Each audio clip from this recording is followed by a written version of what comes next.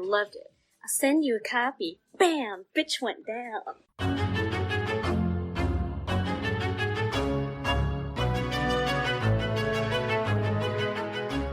Welcome back to Horror Queers. We're talking neomorphs, we're talking dumb scientists, and we're talking robot sexy time. I'm Joe.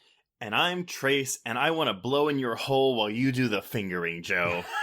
Wow, right off the top. I like it. It's aggressive. Whenever you do your intro, I'm like, oh god, because I have I never think about something to say, and so when you're saying yours, that's when I'm like, oh, I'm going to say this, and I'm always hoping that you don't take the thing that I'm going to say, because then I'm just going to be like, I'm Trace, and here we are. Yeah. Well, I left you the best fingering I possibly could. I know. It's the most cliche thing you can make out of this movie. Although I will say that we're discussing Alien Covenant today. I will say that when I told someone we were covering this, they were like, what's gay about that movie? And I was like, girl. Oh, wow. Okay. Not that it has to be gay. But before we dive into the film, Joe, we do have a guest on the line today to discuss this quote-unquote film. It's a Frankenstein's beast of a film. Yes. Ladies and gentlemen, and everyone else in between, you may have read his work on Bloody Disgusting, Atom Tickets, and Sci-Fi Wire, but you probably know him as the host of the GenreVision and Fin Flicks podcast, the latter of which looks at all films aquatic horror, so you know that Joe and I love it. Yep. Please welcome Drew Dietsch. Hello, and I cannot believe I'm not the one that got to come in swinging with the "I'll do the fingering" line. But don't worry. I'm sure that particular line is going to be brought up at least 3 more times in this episode. Oh, Drew, straight men don't finger. Come on. Well, unless they're over the age of 50 and they're getting their prostate exams and they come while they're getting it. Wow. Okay. It happens. I've read reports. I mean, I've read news articles. It's a good PSA. Older gentlemen, please get your prostate checked. Younger men, just keep doing what you're doing. It's actually true that if you're a bottom, your prostate's most likely more healthy than other men's prostates, because it's getting natural massages throughout its lifetime. In what capacity, Trace? See, this is an educational podcast. I want people to know. We are doing a public service here. I know. So yeah, poke your prostates, everyone. Anyway, that goes for straight men too, by the way. Yeah, it totally does. If you like getting pegged, do it. It's awesome. Or if you just fingering yourself. Okay, I'm gonna stop. So, okay.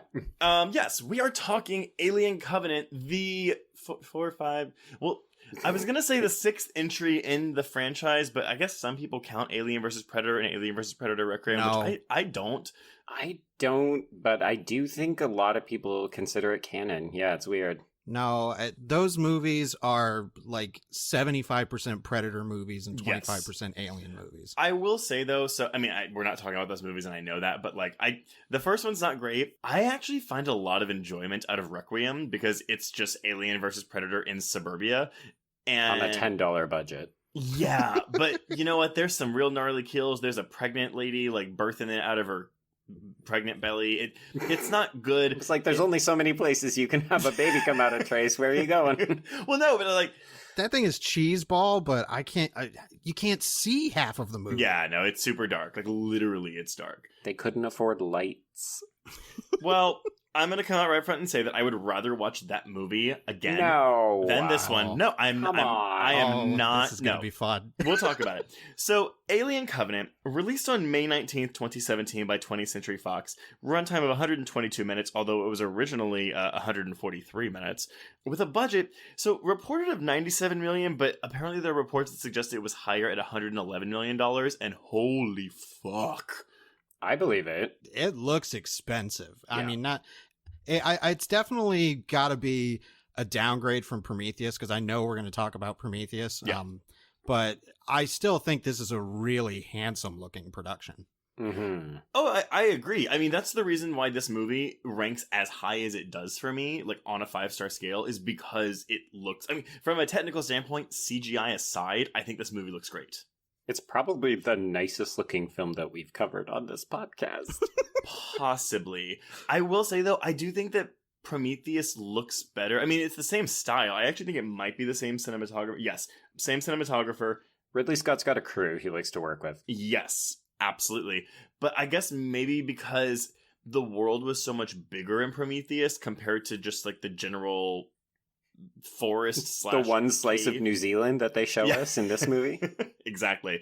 It looks pretty for what it is, but I find Prometheus more memorable from a visual standpoint. I mean, let's just put this up, because I think this is one of the fundamental, I can't say problems, but one of the fundamental issues with Alien Covenant is you have to talk about Prometheus, because unlike, I would say, any other Alien entry, this is the only one that's really acting as a very direct sequel narratively. Yeah, it doesn't stand alone at all. So let's talk about Prometheus then before we even dive into Covenant. And we don't have to we're not gonna talk about the themes and shit of that. I mean, because they kind of bleed into this, but maybe more so how Prometheus birthed the film that we are about to talk about. Yes. I think that's a great place, because Prometheus, I don't know if there's any other movie from this past decade that I have more mixed feelings about than Prometheus. On the one hand, I admire it, but at the same time, I think it's really in love with the smell of its own farts. That's Damon Lindelof. That's him. and that's definitely reflected, because I did read the original John Spaeth's draft Alien Engineers. And it's like, oh yeah, this is pretty much a similar kind of rundown of this kind of movie, but all of the kind of big question asking is clearly Lindelof's contribution.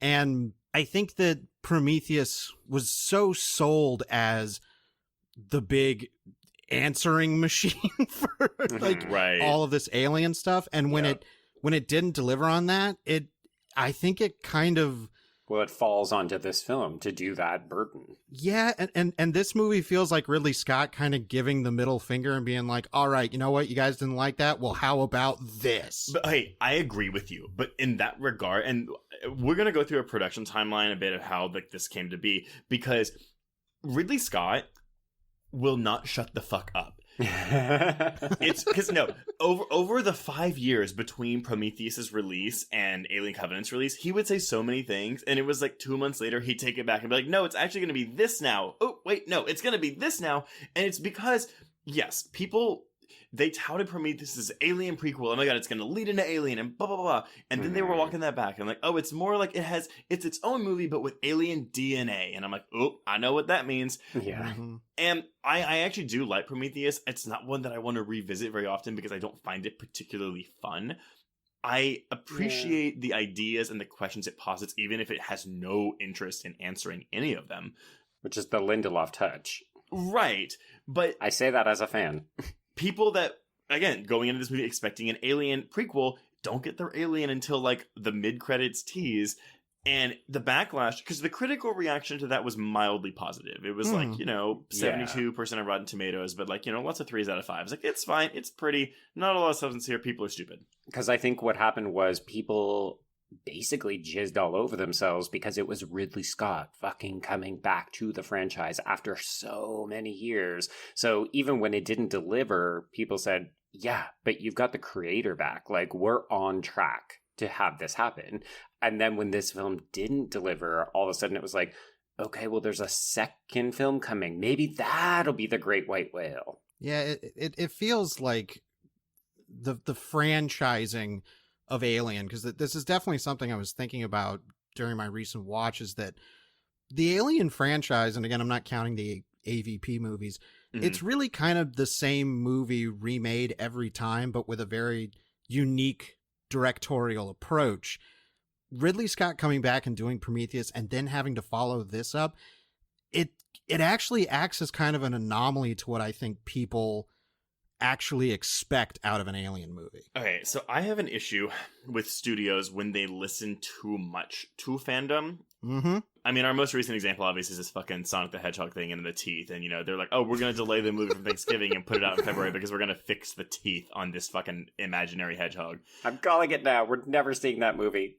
Oh, I'm going to see it. No, I mean, like it may never get released. Oh, okay. Yeah. It in New Mutants. I will believe it when it debuts in theaters. But this is what I'm saying, though. So, Scott likes to say things. about like what his ideas are, and I can imagine the heads at Fox being like, "Dude, shut the fuck up. People hated Prometheus. We need to do something different." So, like before Prometheus comes out, so this comes out. Prometheus was released in the States in June of 2012. So just before that, Ridley Scott says, "Okay, cool. We're gonna have a sequel that would follow Shaw to her next destination." Prometheus co-writer Damon Lindelof cast doubt on his own participation. So I think he already knew at this point that the studio was probably like, yeah, no. Do we gonna have this guy back? So he says he's the Anne Rice of this. Yes. Listen to last week's episode on Interview with the Vampire if you want to hear more about that story. So he goes, if Scott wants me to be involved in something, that would be hard to say no to. At the same time, I do feel like the movie might benefit from a fresh voice or a fresh take or a fresh thought. And then he pulled the ripcord and jumped out of the plane. So, yeah, but that's the thing. Like, do you think he had a bad time working on it? Or was he like, maybe the studio was saying, we want this, and he was like, I don't want to give you that?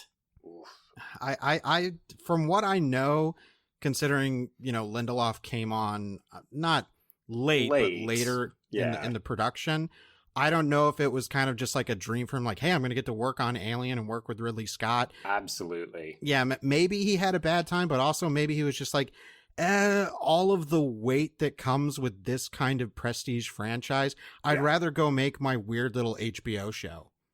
The Leftovers is but it's so good.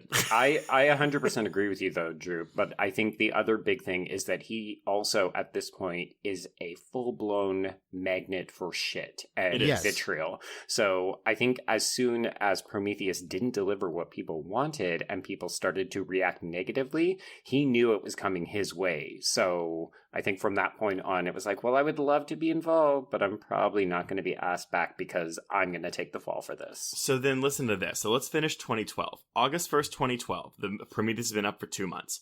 Fox has announced to be pursuing a sequel with Ridley Scott, Noomi Rapace, and Michael Fassbender, and they were talking to new writers in case Lindelof didn't return. But December of 2012, Lindelof officially chooses not to work on the project.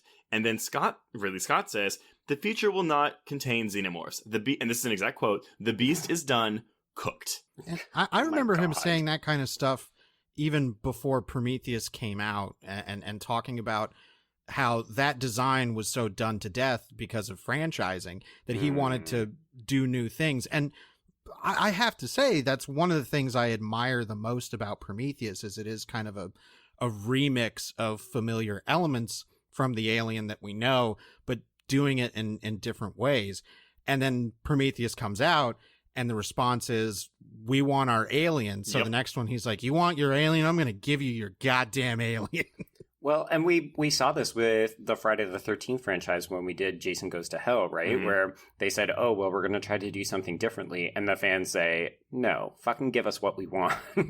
Well, I would argue, though, that Prometheus is a better movie than Jason Goes to Hell. And maybe had Jason Goes to Hell been... I am shocked that you would try to make this argument. Had Jason Goes to Hell been like a good movie? Jason Goes to Hell is a great movie. I know. So, okay. Then we wait 6 months, June 2013. The initial screenplay for Covenant, which hasn't been named Covenant yet, is written by Transcendence screenwriter Jack Paglin. Transcendence is that really weird Johnny Depp movie where he's like in the computers. Yeah. Yeah, it's called Lawnmower Man for a new generation. Yeah, I was just going to say the Lawnmower Depp. Yes. Oof. So they've got that, but then news is like silent until March of 2014. So we got like 9 months, and Michael Green is hired to rewrite his script. And then they're like, no, we don't want that. So then they brought in Dante Harper to write a new script, but then an extensive rewrite was performed by screenwriter John Logan. Who we actually like. Yes, no, he worked with Ridley Scott on Gladiator, and he found the challenge being like combining the horror elements of Alien with the philosophical elements of Prometheus. Gee, and where are the two divides in Alien Covenant? Yeah, and I would honestly say that same problem is present in Prometheus, and Prometheus has the bigger air about itself that it kind of forgets that it's still a B movie at heart. Yeah. And I think Alien Covenant, maybe we'll get into this, is that I think Alien Covenant kind of embraces its B movie stupid a little bit more. Yeah. I would agree with that. Yeah. I think that Prometheus just gets the pass because it came first, but then there's nowhere to hide when you come to Alien Covenant. And because Ridley Scott will not shut the fuck up about it, people keep getting their expectations raised or altered. That's something about this day and age of technology, though, that I mean, like, we're recording this episode on Halloween. I'm going to date the episode now. And they fucking released footage of Halloween Kills today on Jamie Lee Curtis's Instagram. And I'm like, that movie comes out in a year. I don't want to see footage of this movie. Yeah, the modern marketing machine. Ugh. Yeah. So, okay. So that's March of 2014, all this fucking screenwriters going on. Wait another year and a half. August 2015. Scott's like, oh, I'm scouting locations. The film's going to star Noomi Rapace and Michael Fassbender. Okay. Then a month later. Meanwhile, Noomi Rapace is like, I'm sorry, what? She had no idea. My agents have not been contacted. Hello? I'm available to work. So then in September 2015, Scott's like, yeah, it's called Alien Paradise Lost. Oh, Jesus, that fucking title. I forgot all about that. And I think they even use that in some of the Covenant, like, poster marketing. They might. I think they said something like, it's probably some pretentious thing that David says. Yeah, well, I think there was even a trailer that's like the road to paradise is only through hell or something. You're totally right. No, that is totally in one of the trailers. So then Scott goes, okay, we're gonna make 2 more movies that's gonna lead into Alien. So we're gonna have a trilogy of Prometheus. It's gonna be awesome. And then he goes, maybe there will even be a 4th film before we go back to Alien. It's like, Scott, work on your first film. We know you've been knighted, but shut the fuck up. So then November 2015. So now we're 2 months later after he reveals all this shit. Then he goes, oops, no, the title's Alien Covenant, and we're going to start filming in February 2016. And then a month later, December 2015, Catherine Waterston's cast in the role, and pretty much like everyone else gets cast. Then it actually happens, yeah. Yeah. They announced the rest of the cast in February, and they start filming in April of 2016, but it isn't until June of 2016 when it's announced that Noomi Rapace is not reprising her role of Elizabeth Shaw, which leads me to believe, okay, they had her in this movie, in the script, and then they were filming, and they were like, cut her.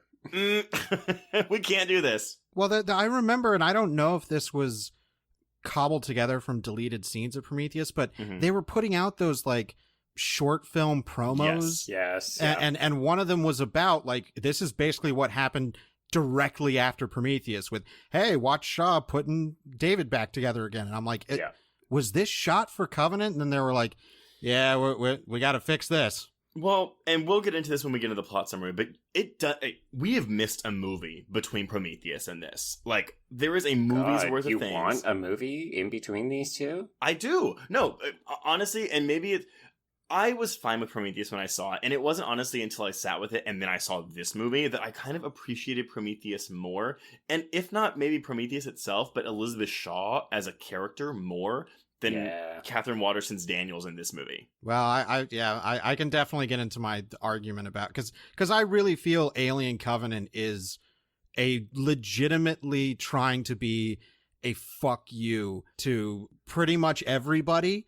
And there's something about that I find emboldening, but it's also like, well, yeah, that's, you're going to piss off more people. Well, let's face it, the movie that Ridley Scott, I think, wants to make is the story of David and Walter.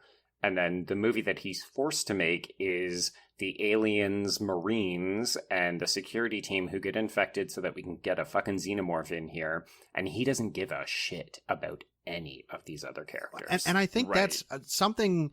Again, looking at that, because I may have said this already, but there's 3 ways to pretty much approach this movie, which is as an Alien entry, a Prometheus sequel, and its own thing. And as an Alien entry, all of the Alien movies, again, not counting AVP, all kind of end on, if not a hopeful note, at least, like, it's not nihilistic. This is the first nihilistic Alien movie. Yeah.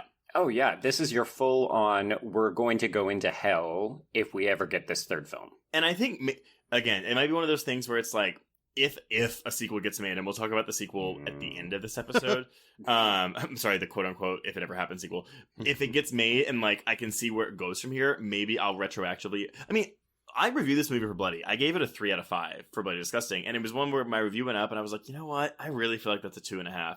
And I still considered it 2.5, but I think if I can see where it's going to go next, because I guess like any trilogy, this one feels like a stepping stone to the next movie. Yeah. And it doesn't feel like a full movie to me. And I actually, minus 3 sequences, I actually find myself quite bored in a lot of this movie. Okay. I mean, I definitely, in the non-existent trilogy that will never, ever, ever Right. happen. No. I mean, We're you could never view getting this that as third like, entry. this is the second act low point for, well, it's the low point in terms of tone, but Right. for the secret protagonist of this new trilogy, David, this is an absolute win, and I'm sure we'll talk about that. But Yeah. but The I Empire think has struck back. yes, and I think that is something that makes this stand out in such a way that I am not surprised at the reception, because I know if you look at the critical reception to it as of now, like it's actually kind of down the middle. That's actually a great transition, because then Well we're going to go done, into Drew. this. I know, like you're better. I'm terrible at transitions, so that's perfect. So yeah, this movie opens up May 19th, 2017 at the number 1 spot with $36.2 million. Which was not good. Against its on the low end $97 million budget. Plus marketing and advertising. And there was a shit ton of marketing for this film. I mean, they're putting out those little mini films in the months leading up to its release. Come on. It goes on to gross $74.3 million domestically and $166.6 million internationally for a worldwide total of $240.9 million. Which isn't bad until Yeah. you look at what Prometheus did. Well, and I think that's a combination of 2 factors. Is one, Prometheus really felt like such an event film because of Ridley right. Scott returning. They marketed it exactly like the first Alien movie and drew connections to that film's marketing campaign. And when Prometheus was received the way it was, you're going to have natural diminishing returns with a sequel. But I also think that the marketing on this movie, Fox clearly went, okay, the problem with Prometheus is that there's no alien. So what's the first poster we're going to put out? Just the face of the alien. What's every piece of marketing going to have? Don't worry, you're going to see face huggers and aliens. And I think after Prometheus, people were like, oh, it's just that again. Never mind. Well, and I'm glad you mentioned the box office of Prometheus, because I was actually, the budget for Prometheus was $130 million. Yeah, so they clearly trusted him more. Well, but domestically it made $126 million. So, but worldwide it made $403. So, I honestly say that the ratio of like budget to gross is roughly the same for both movies. I mean, this movie didn't do horribly. No. But I think they thought that it was going to at least do the same. Like, they thought they were giving people what they wanted, and then the people didn't show up. But I also think they sold it way more minorly than Prometheus. Like, Prometheus was sold like a Star Wars event level movie. Alien Covenant was sold more like another kind of it's a sci-fi film in the summer movie. Yeah. Well, and let's not be joking around here. Like Prometheus, if it's not a crowd pleaser, it's not a fun movie that's like gonna win over audience. This isn't Alien or Aliens. I mean, it's not even Alien 3, to be honest. Like, it's so much more meditative than any of those movies. But that's, again, why listening to audiences so much about what they want, you'll have this reaction where it's like, oh, it's just that again. I guess I didn't want that after all. Yeah. So then your reception, yes, Drew, it's middle of the road, but it's not terrible. Rotten Tomatoes is 66% with an average of 6.3 out of 10 from critics, 55% from audiences with an average of 6.58 out of 10. Metacritic is 65 out of 100 from critics and 58 out of 100 from audiences. So it's not terrible, but I do feel like in the 2 years since it came out that maybe the opinion has dropped a little bit, but not significantly, because people still like this movie. Yeah, I mean, I've definitely seen both ends of the spectrum in terms of its kind of legacy. I've seen Patrick Willems did one of his, he explains why this movie is great videos on it. And then I've seen the opposite end where it's basically people, I feel like even people who weren't crazy about Prometheus, they really hate Covenant because it doesn't fulfill on the promise of that movie at all. Mm-hmm. Yeah. People are very unforgiving when they feel like they're owed an answer, and then the next film does not give it to them. Do you think had this movie maybe come out 2 years after Prometheus instead of 5 years, it would have been received better? That's also a huge part. I mean, is that it's like it took 5 years for them to make a movie, and by the time it came out, already interest is going to wane, but also when the movie looked like it did, where it's like, we waited 5 years and this just looks like a straight up Alien redo of sorts, now pass. I also think maybe it's because in those intervening 5 years, Prometheus had been out. People had grown accustomed to, okay, because when you first see Prometheus, like in 2012, you're like, oh, this is not the movie I wanted. But then over 5 years, it's like the stages of grief, you know? It's like you're angry, and then you're in denial, and then you're like, to that oh. acceptance level. People have moved to the acceptance level and be like, okay, this is what we're getting now, so this is what I'm expecting moving forward. Yeah. And it took too long for this movie to come out. I think that, and the other big, well, maybe not a big piece, but a contributing factor is that people did come around to Noomi Rapace. And then they come into this film and they're like, that character that I just spent an entire film with that I thought was going to be taking me into the next stage of this Alien trilogy, fucking nowhere to be found. And honestly, they do that character so fucking dirty. I've never seen a franchise handle a character so badly. It's ugly. I mean, it's deliberately ugly. That we don't even get a flashback, though, to, like, him killing her. Like, I had we even gotten that, I might even raise this movie half a star. Yeah, I think having that be... Having the tag of Prometheus be Shaw going, I'm going looking for answers, and I'm still looking. And then the next movie starts, and it's like, dead. Never mind. Here she is on an autopsy table.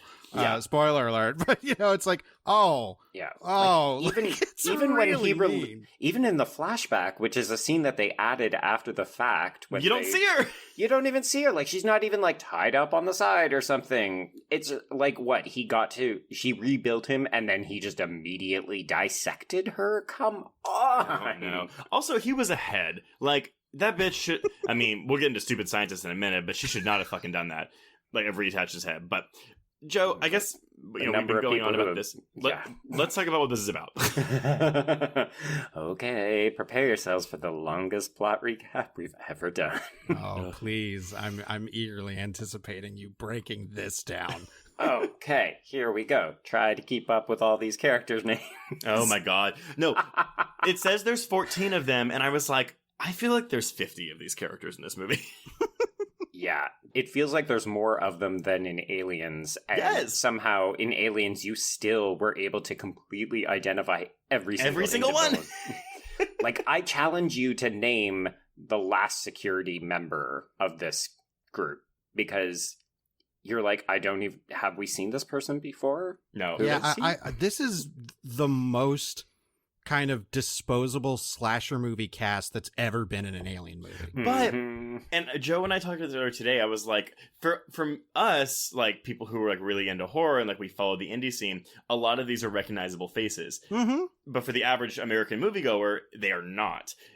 And I was like, even if these had been no names for me, I could not tell you who was who. No. Who was married to who knew each other, who didn't know each other. Yeah, I didn't have the relationships between characters weren't so much of a problem, but I will admit that the movie doesn't do the proper legwork for the amount of characters that we see on the screen. They could have paired off like maybe 4 of the people that get any time on here, and made it like a tight cast of maybe 6, like, you know, like original Alien. Yeah, but unfortunately we're stuck with a lot of like, oh yeah, there's those 2 people that are on the ship with Danny McBride, that one and other one. That's pretty much. Hello, you're talking about hot couple who fucks and dies. That's true. You're also talking about Kelly Hernandez, who's awesome, and she's in The Endless and Blair Witch, and then you're also talking about alleged fake gay hate crimer Jussie Smollett, who I'm just watching in this movie like, oh. Well, that I totally forgot he was in the movie, and that his name came up in the credits. I was like, oh, what? Yeah. He's in this? He at least gets a good death. He gets probably my second favorite death in the movie. Well, we can talk about gore, but I think we have a plot summary to try and get through. Yeah, don't talk about the gore, and don't talk about his wife's tits. You don't see his tits. You don't see her tits. Go ahead. It's a line from the film, Trace. Oh, right. I'm sorry. And Danny McBride calling what's-her-face sweet tits. Yeah. Okay. So, after an extended scene in which David, Michael Fassbender, he of the 12-inch penis. So, David, the character we had met previously in Prometheus. So he meets his maker, Waylon, Guy Pearce, who appears only in this one scene. We are introduced to Walter, also played by Michael Fassbender, the android in charge of the spaceship Covenant. And in case we need a way to tell them apart, David will speak with his usual affectation, whereas Walter will always talk like this. It's so weird. It's Michael Fassbender preparing for what? His Batman audition? It's a choice. It's kind of a weird Southern vibe almost. Oh, yeah, it does have a bit of Southern, doesn't it? A little bit. I feel like his approach to the character was like, I have to do something so bland in the voice to kind of reflect what's changed with the model. So it basically comes across just like this. Yeah. Well, he has no emotion, so he sounds Southern. Yeah. There you go. I will not deny that. Okay. So the colonization ship is en route to Origai 6. This will not be important. When they are hit by a randomly occurring neutrino blast. And the fact that it's randomly occurring is supposed to be your first big indication that bad shit can happen to good people for no reason. But are we... Okay. David didn't do that, though, right? Like, that really was a random event. Yes. Where's that deleted scene? He created the solar flare. He's operating a weather machine on the planet's surface.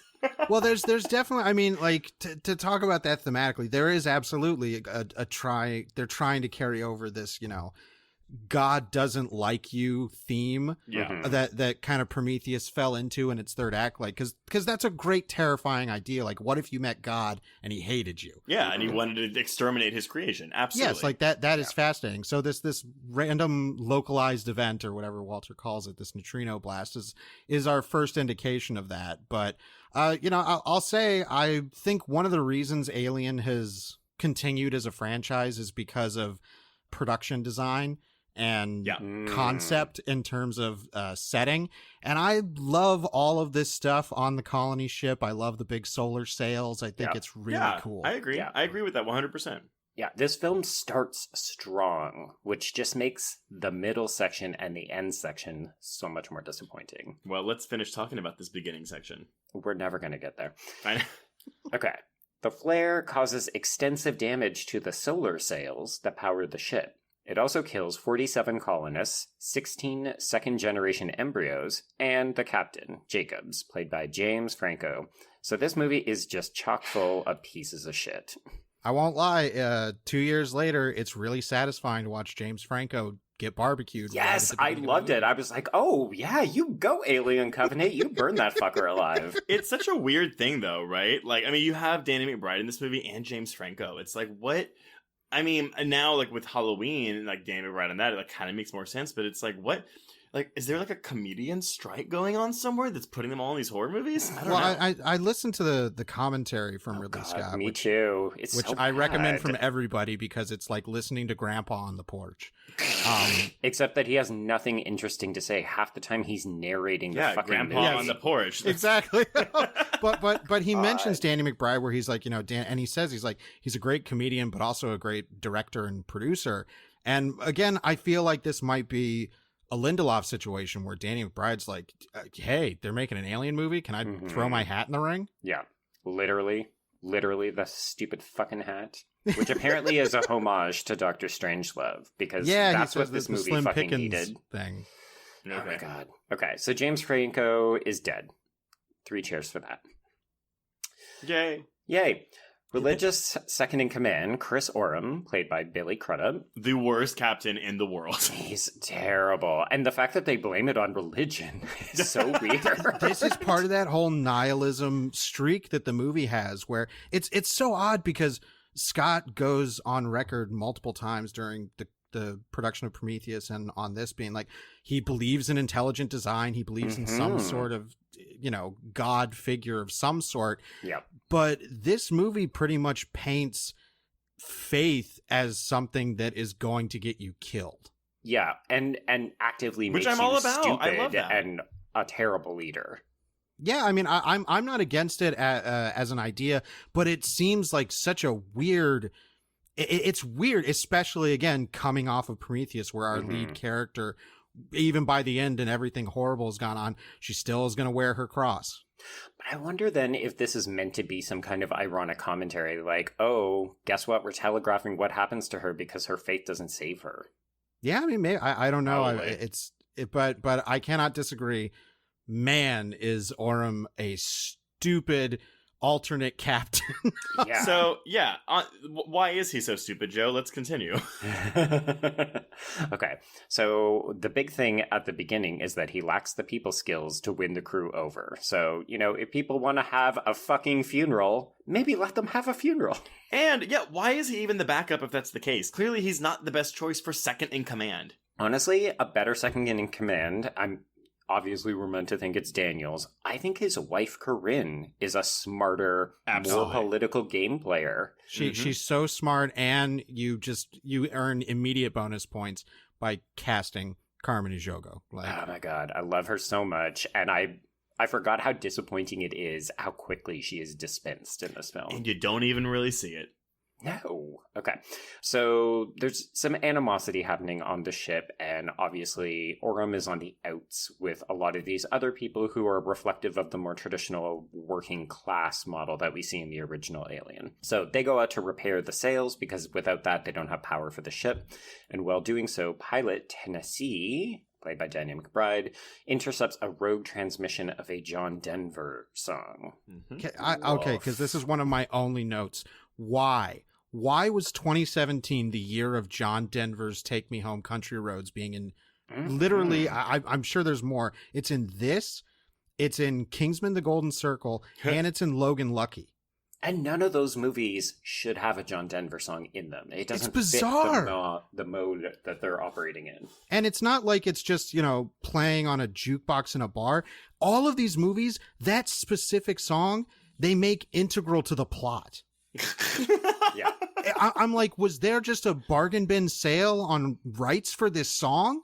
Yeah. It was like the whole estate. We got to sell it. We can't support anything. We got to get rid of it. And like Logan Lucky, they make it make sense in that one. Kingsman, it's like, oh, okay. But this one, I'm like, that's what you went with? Okay. And especially because it's later revealed that it's Shaw who has sent this particular transmission by humming it. That does not fit her character at all. I don't for a minute believe that character would know this song or would choose to be like, well, with my dying breath, I'm going to send this John Denver song into space. You know what would have been nice if we get to see that's part of her message, but the end of it, and water and Daniels discovers it is David comes and knocks her over the head. That's the end of the message. Yeah. I hate that song. But I want to hear Mozart. Okay. So on the basis of this song, they track it back and they discover that it correlates to a perfectly habitable planet, which is only a short distance away, that they have never seen or heard before. This is the beginning of the what the fuckery. The whole bad decisions, stupid characters will not ruin a movie for me, and it doesn't ruin this movie for me. But oh my god, the entire premise of this movie is dependent on you buying into this captain. This captain changing course of a colony mission of 2,000 colonists and over 1,000 embryos to a mystery planet. Yeah. See, I can take the buy-in here because I think it's you're very Daniels. Trusting. Yes, well, that too. But also Daniels mentions a lot where she's like, why didn't this planet come up in our surveys? And it's like, oh, okay. That's a really good point. At least someone's saying something smart. But then stupid captain's like, well, whatever. Everybody's tense after the event that, killed a bunch of people. Right. Maybe this will cool things down. It's like, yeah, he's an idiot, but I understand his reasoning. I completely disagree with it.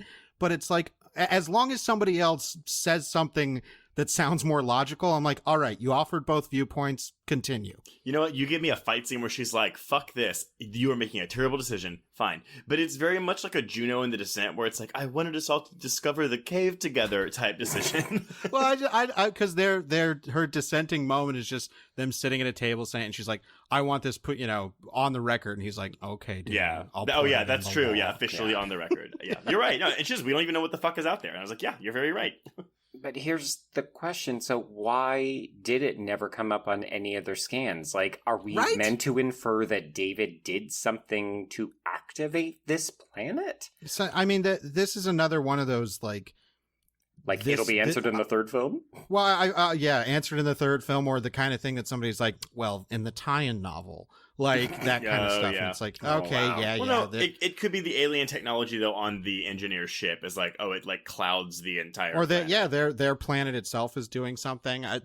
There's 100 answers you could make up, but this movie is like, no, we want to get to that planet and start putting black dust in people's ears. Basically, like, all you needed was one throwaway line for science fiction fans to say, okay, sure, you know what, I'll go along with it. I mean, I would have to go back because this is riffing so hard on the way the first Alien starts. Is we're on the transmission sleep that lures them in. Yeah, there's this signal and they're going to check it out. And it's like, yeah, that's also a dumb move. But in the first one, though, it's mandatory because it's an SOS signal. Mhm. Right. So that is definitely a way to pull it around. And you can say that in the first one, the company is manipulating them because they want them to go there because they know the alien's there. Right. Mhm. So, but with this one, it's like, don't worry about it. Just get to the planet. Which is what they do. So we send an expedition team.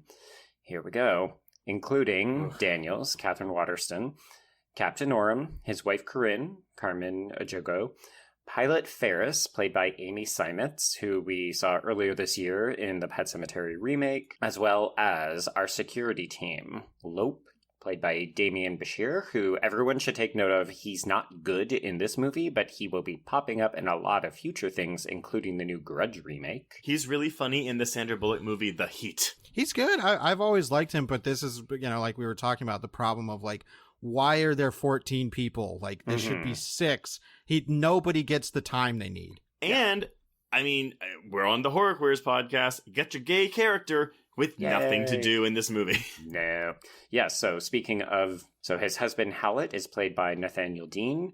And then we've got other members of the security team. Cole, Yuli Latukefu? I don't know. Word. He's the guy who lives until the end that you're like, oh, has he been here the whole time? I I don't even know who that is. He's the other black man. I don't know who that is. Honestly, I don't even know that he has a line of dialogue until the scene that he dies in. Yay, gays and people of color, nothing to do. Right? Yeah, Here I mean, we are. I definitely wanted to bring this because it's Horror Queers. It's like, I remember in the original Alien, Ridley Scott talking about that he wanted it to pretty much like to talk about, there would basically be no more kind of discrimination based on sexual orientation in the future. Because he's like, we would evolve past that. And I know there's a deleted scene in the first Alien that implies potential romantic feelings between Dallas and Kane. And that got cut. And so on the one hand, it's like in this one, it's like, yeah, it's nice to see, gay characters presented as just completely normal, like every other heterosexual couple. But the movie doesn't do the proper diligence, I think, to make them feel like people, especially when one of them gets knocked off and we're supposed to have a genuine emotional moment. Well, the reason that the movie expects us to have a genuine emotional moment whenever someone dies in this movie because they have a spouse. Because we see their spouse upset, therefore we are supposed to feel upset. And that's the problem with this movie. That's at least one of the big problems I have emotionally with this movie. Like, yes, there's too many characters, so you can't get to know any of them. And so the movie does the spouse thing to try to fix that when they could have just removed the spouses entirely to cut the cast in half and then given more time to like develop these characters. I mean, I like the spouse idea on paper because it's like, well, it's not just you're watching your friends or your fellow crewmates die. You're watching your significant other die. That adds a level of impact that hasn't been in other Alien entries. But the movie doesn't do the proper legwork, I think, to make that really stick. It basically just lets us know, hey, just so you know, some of these people, they're fucking. Yeah. And that's it. Well, and it has that one throwaway line where Oram is worried about being a good leader, and Corinne, his wife, says, you have to remember, you're not going to be leading these people when we get to Origai 6. These people are going to be your neighbors. So it does feed into this whole idea that this is a colony ship that is meant to be repopulating a world. So I always like the concept, but you're both right. The execution of it is... It's treated like a shorthand to genuine emotional investment, and it doesn't want to do anything more than that. So it doesn't... Right. I feel like it works for Oram and Corinne, and then Ferris and Tennessee, and that's it. Kind of. I kind of think it works for Ferris and Tennessee. I mean, it's overbearing because I also think that Danny McBride is not a good actor, so... We also don't get to see Corinne and Tennessee, like, interact that much before they get split up. Right. Most of their Ferris interaction is done over, communications. Right. Which, sorry, I just want to tell you, so apparently a lot of that, though, is edited out of order. The editor, Pietro Scalia, basically said, like, yeah, we had... integrating the two storylines was like really fucking difficult. I'm paraphrasing. He's saying, there were longer beats between Ferris and Tennessee trying to establish communication, but they had to get rid of them. Going back and forth too many times between the expedition on the journey to the Juggernaut and the Engineer City proved to be belabored and tedious. So they combined certain scenes between Ferris and Tennessee, eliminated walking through the trees in the forest, getting the ground crewed up to the mountain later. Yeah, because it all happens very quickly. Yes, I forgot how quickly it happened because I was like, I felt like this was later in the movie. It's like they set foot on the planet and just immediately get infected, and then 2 hours later, everything has gone to shit. I mean, it's terrible that other guy is the one who gets infected. Oh no, not him. Yeah. Well, like the part where Tennessee says, I've never heard my wife so scared before, that was originally scripted to go after her death, but they moved it to like right after the attack on the med bay to like not interrupt the momentum. And I get it, like editing's really, really tricky, especially when a movie that feels like two different movies put together like this one. Yeah. And it's just weird. It is, and I think at the end of the day, they probably made the right decision because watching this twice, so I watched it regularly, and then I watched it again, just like you, Drew. I watched it with Ridley Scott's commentary, hoping for some kind of insight.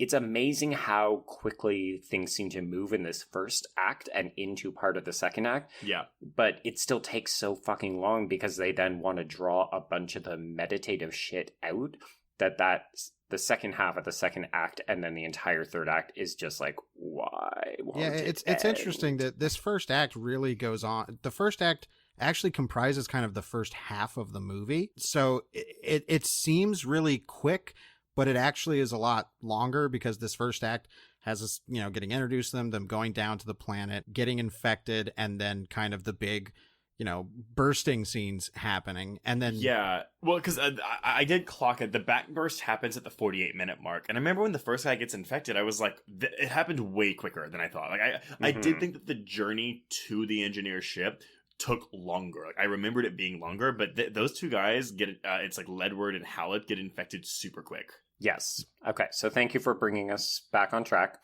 So Ledward is played by Benjamin Rigby. And then the final member of the security team is Rosenthal, aka the only girl. She is played by Tess Hobrich. And then there's a couple of other ones who I don't even know that we get named. There's like an A-Corps somewhere in there, but I could not even figure out who they are. They get killed very quickly here. So they'll go down to the planet in Lander 1, but the process of going down means that they lose communications, as we've hinted at, between Tennessee and Ferris. So the expedition team then splits into two. Corinne and Ledward stay behind to take biological samples, and Ledward takes a smoke break, because in the future they still smoke. Yep. And he steps on an orb that releases a mysterious, smoky black entity. Do you think this was a carryover from David Lindelof? Looks a bit like a smoke monster, doesn't it? Hell, maybe. I will say, though, this leads to one of my favorite shots in the movie, which is the interior ear shot. No, I think that is really cool. I like that the spore seems to have a mind of its own. Yes. It takes a shape even. It's kind of almost got like a weird jellyfish-looking way that it pilots itself through the air. Yeah, the creature design in this film is not bad. It's got a lot of cool-looking visual components in that regard. No, we'll get to the creatures. All right. Okay, so the rest of the team tracks the transmission back to the space jockey ship from Prometheus. So it's around this time that we learned that a decade has passed. Like, if you were paying attention to the timeline between Prometheus and Alien Covenant, it's got it in the initial tag when we first get introduced to Covenant. Like, if you know the years, you'll know it's 10 years. But if not, they say, oh, this is the ship that disappeared 10 years ago. Yes, what Walter does is Elizabeth Shaw. Like, he does his whole, Basil exposition moment. But yeah, I mean, the finding of this ship, I think this was another problem with Prometheus is using such familiar and iconic imagery from Alien bums people out but that's not it. That's not LV-426. That's not the thing I know, which to me almost like there's a part of me that really feels that Ridley Scott was kind of remaking Alien with these movies and just ignoring stuff that came before and kind of using imagery and moments that echo. But the finding of the ship and discovering, Shaw's recording there and all her John Denver LPs that she brought with her, I guess. Mm-hmm. It really, you're like, uh-oh, this is going to be a wet fart follow-up to Prometheus. Yeah, the writing is on the wall. So we learned that Elizabeth Shaw was there. It's basically all just exposition in case you didn't see Prometheus, which is dumb because who do they think is going to see Alien Covenant as a first-time viewer? People who didn't know Prometheus was an Alien movie and didn't go see it, but now they're going to go see Alien Covenant because the word alien is in the title. Oh, Ding. God. Oh. Because people are stupid. I feel bad for the state of the world. Okay, so basically, so they're like, blah, Shaw, blah, transmission, and Hallett gets infected because he also pokes an orb. But he breathes it in instead of it going into his ear. Yeah, and this apparently will cause distinctions in the way that the neomorph comes out. So yeah. Pay attention. Which is also, I'll give him that. That's the carryover from Prometheus, which a lot of people didn't like. It's like, why does the black goo do different things? I'm like, that's fun. I'm okay with that. Yeah, that's fine. Yeah, I'm sure. fine with that. Yeah. And the big thing was that in Prometheus, they never gave a direct answer for what this pathogen was. No. And then in this one, there's a moment where David's like, yeah, it was a weapon. It's like, oh, okay, that's all we needed. One line. Yeah. But yeah, I like when the movie finally gets into the straight up, nasty, grisly horror that the first Alien became so known for. I from this point until the explosion, I think it's pretty fantastic. Yeah. So great. I love the back burster and the mouth burster. Yes. Well, okay. Yeah, we're getting there. So this is where we are. Well, this is it. So I think to me, this is probably the most successful component of this film. So we've got Corinne dragging Ledward back to the lander's sickbay, and blood explodes from his spine onto Ferris's face when they try to set him up. She obviously panics. She locks Corinne in with him, and he begins to seize. So she is calling for help. So she calls Orem back. She's calling Tennessee. She's freaking out. And a creature cuts its way out of his back. And this is our first introduction to the new character in this film. It is called a neomorph. I don't know that they ever actually say it, but it's in the descriptions. When it comes out, it is a practical effect. The second it stands up, it is not. And it looks like shit. Garbage! Yeah, I think there's a clear distinction because this is set in this, whatever Med Bay area or something, and when they have it hit with the harsh light, the actual effect doesn't look bad, but the problem is that it never matches the lighting. Yeah, it never. So it looks like it's on another layer, instead of being a part of the actual scene. Yeah, it's not interacting with its environment properly, right? Yeah, and that's reflected because I know Scott said that in other scenes, he had actual physical kind of rod puppets in scenes, and then they digitally replaced them so they could actually mimic good lighting. And it's why the other one that ends up bursting out of someone's mouth, which is just ridiculously awesome. The other gay character's mouth. Yeah. Yes. I do have an issue too. So I know that the quarantine thing is like a callback to the original film, and Ripley doesn't want to let them in because it's a quarantine issue. But then Ash is like, we're letting him in because I'm a secret spy. But Corinne freaks out about quarantine. Then she gets blood all over her face when the backburster first makes a little spurt, and she's like, I'm gonna lock you in here. Bye. No, you keep confusing Corinne and Ferris. Oh, I'm sorry. Ferris. Yes, Ferris. Ferris, goes back out. She's like, I'm gonna lock Corinne in here because quarantine, even though I have blood all over my face. She's bullshitting. Then she's like, she's making her calls. She goes back and she's like, I have a weapon. And then she sees this monster attacking Corinne. Which is like, what did you think was going to happen? Yeah. She goes in, also breaking quarantine again. Yeah. And slips on the blood, which I'm like, okay, fine, movie. There's 2 blood slips. This is comedy. I don't care how it is. They might as well swapped it out for a fucking banana peel. I laugh every time, and I know on the commentary Ridley Scott specifically did the storyboards and put that into the sequence with the board. So I'm like, oh yeah, this is a grandpa joke. Okay, I'll laugh. And then she fires a weapon in the fucking ship and blows it up. Which I'll say this because I know Prometheus, one of the issues people had where it's like, oh, these characters are doing really dumb things. And I get that in that instance because they are scientists on an expedition. With this one, it's like, well, yeah, they're obviously adept enough to do this colonization mission, but it's not like they're super pros or they're, immune to acting super stupid. I disagree. No. If the colonists, if they were parts of let's say the crew of 15 died and we have 15 colonists that are doing this, that makes sense. But we have a crew that was supposedly gone through training on how to make this happen. Yeah, and Drew, I'm going to call you out because there's a specific section when Orem is going through his speech in the wake of taking over ownership of the Covenant, and Ridley Scott spends the entire duration of the scene talking about how these are the smartest people that Earth could send. Fair enough. He's like, these people are the smartest scientists. And I'm like, okay, so maybe it's just that they're scientists because we don't see... A lot of the security team just kind of gets murdered. And we see a lot of the scientists making stupid decisions. If you want to cut the movie a bit of slack, I think we're just meant to believe she's panicking, right? Yeah. Like, she's obviously hysterical. She's hyperventilating. She sees someone that she cares about getting attacked by something. And she says, you know what? I've got this giant ass gun. I'm going to go in there. I'm going to try to do something. But the problem is that the way that Ridley Scott shoots it and the sequence of events just makes it seem like you're a dumb bitch who's shooting a gun indoors at flammable explosives. Breaks quarantine twice.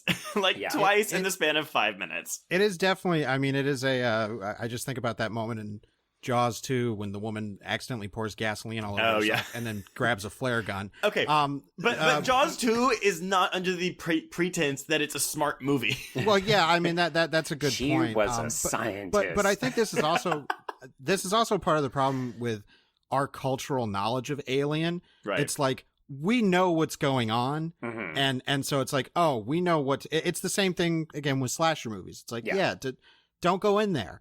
But that's the problem, and I think with this movie, the slasher characterness of everybody is amped up to 11. It's super true though, because in this scene, so we've got Ledward sitting on this bench, and he, like, at this point, he's nonverbal, he's shaking, he's sweating.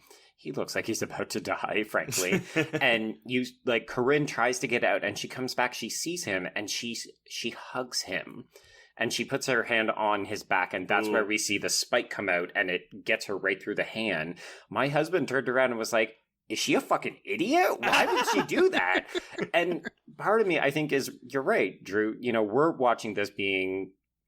We know what's going to happen. We know exactly what's going to happen. And she's also, like, I'm going to try to comfort this man who is obviously about to die.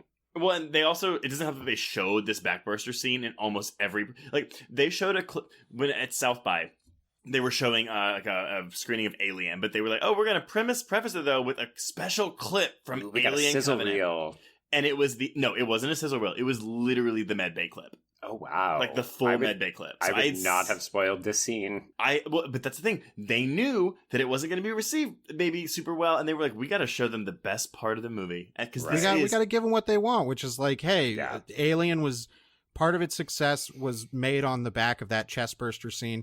Let's show them how nasty and gory that we can make it now in 2017. And I think, regardless of the character's actions, I think as a sequence of horror and definitely gore, I think it works.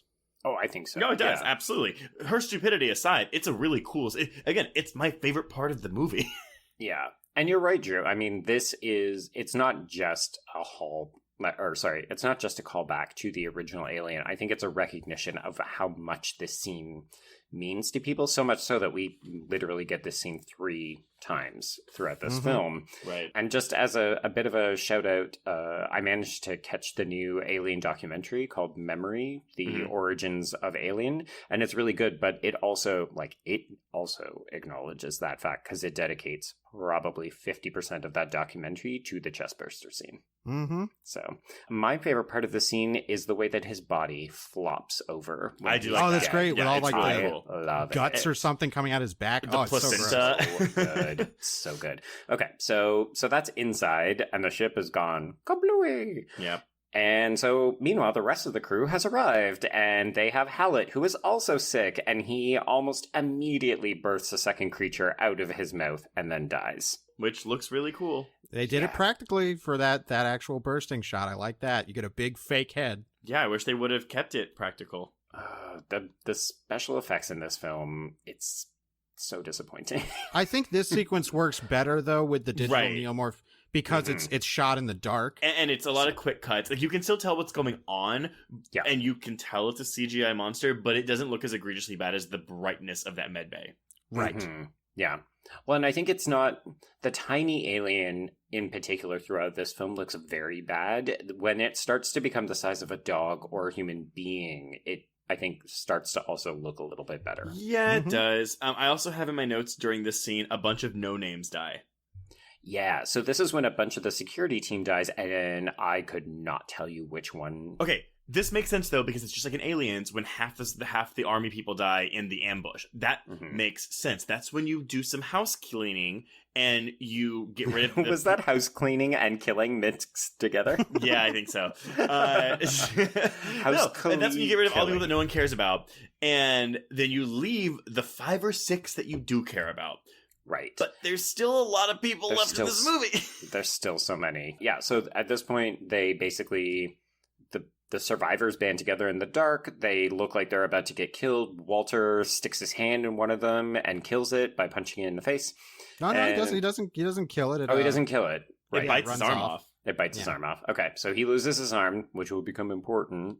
Yeah. And then flares go off, and they're saved by a hooded man. So we have Rosenthal, Cole, Lope, Oram, and Daniels left.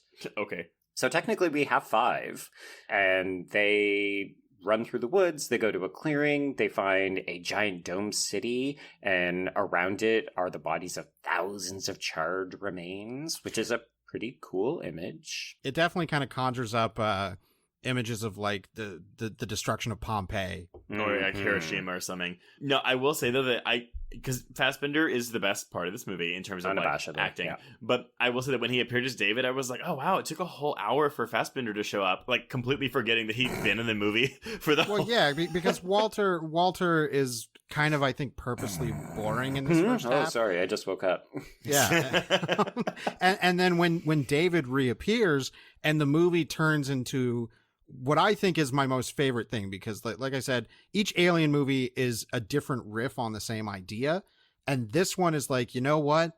We've never really done the gothic hammer horror movie Alien. And this is when it's like David's going to take him to his big giant castle and tell him like, oh yes, I've been stuck on this planet for 10 years. And then he's the real secret lead of the movie. Yeah, absolutely. It's all about him and Walter. Yes, and when he sees Walter and kind of realizes the situation and he walks past that one time and he says, "Welcome, brother." It's like, all right, this is what Ridley Scott clearly cares about. The alien stuff is kind of what he has to do, but this idea about androids and a higher life form than humans being superior to us, this is fascinating. And in case you didn't know he was evil, the second Oram says that they're a colony ship, David goes, "Oh, yeah, really?"